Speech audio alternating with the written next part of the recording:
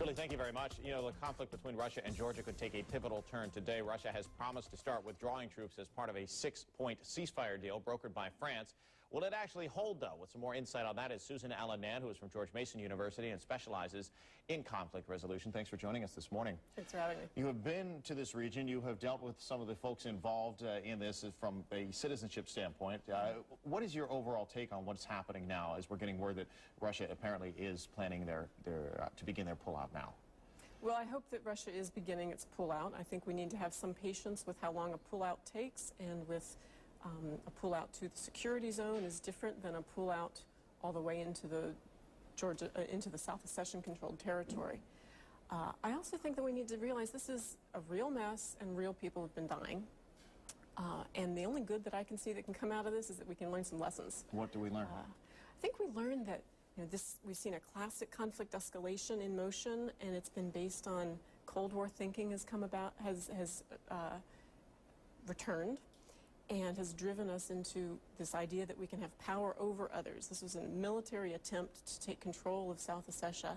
First the Georgians' military attempt and the Russians' military attempt, and you can go back in history who did what first and so forth. But military means are not going to settle things there. There's been a history of Georgian and South Ossetian clashes, a history of Georgian and Abkhaz clashes, and military means have not put an end to this over 15 years. These clashes have been going on, and it doesn't settle things. It gets a little confusing to people, I think, because there's so many layers involved, and people are looking at this, I think, strictly as a Russia-Georgia conflict. But like you mentioned, there is more than one conflict going on here when you talk about the Georgians, the South Ossetians, and the Russians all kind of being involved in some way.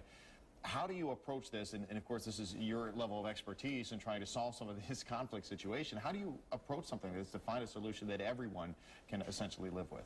That's the key, is to find a solution that everyone can live with, and not that one person wins and everyone else loses, because that's not going to be sustainable over the long term.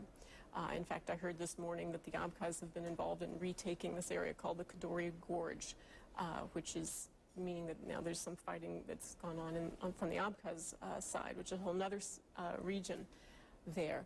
So we need to have something that everyone can live with, and the way to that is to realize that the Russians have needs too. They need security. They've felt threatened by the NATO expansion. They felt threatened by the missile defense shield in Poland. They've said so. And the South Ossetians have needs, and the Georgians have needs, and we need to find a way that everyone's needs can be met. And who would have thought decades and decades ago that we have the European Union today?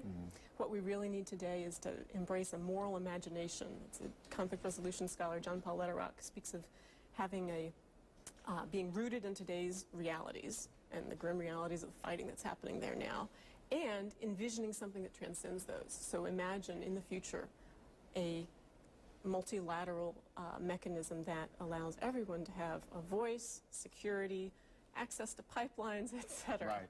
Right at the top of this show at 7 o'clock, the Russian-controlled state media put out a report saying that they have begun this withdrawal of troops and they have begun this pullout.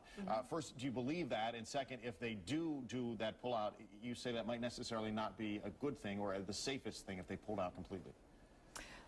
I can't speak to what's going on the ground, so I don't know, when beginning a pullout means and how many tanks are moving where and so forth.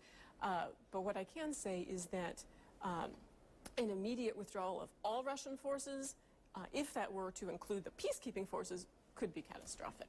We need to have some peacekeeping mechanism in place there. There has been one since '92 or so. There have been peacekeepers there, and we need to keep peacekeepers there.